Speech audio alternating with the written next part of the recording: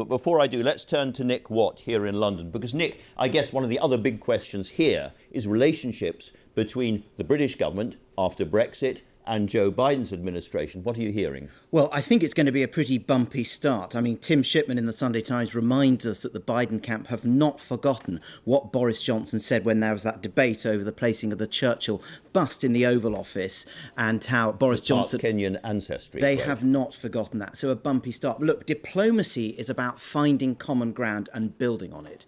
And the number 10 view is going to be that, look, we agree with Joe Biden on climate change. We did not agree with Donald Trump. Boris Johnson will be chairing COP26 this year.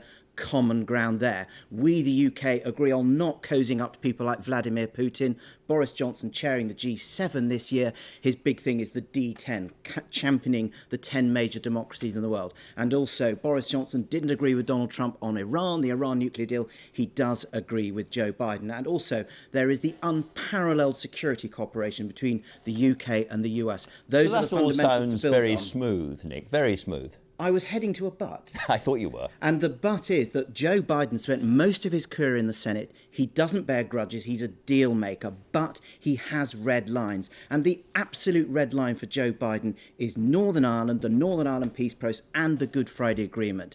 And as I understand it from people who are familiar with the thinking in the Biden transition team, they are planning to send what I'm told are very strong words to number 10, which is that you must remove those clauses from the UK internal market bill, which in the eyes of the Biden camp threaten the Good Friday Agreement. A very strong message is going to go there. That's the threat to break international law, for instance. Yes, over the relationship, over the protocol, because of the barriers between Great Britain and Northern Ireland.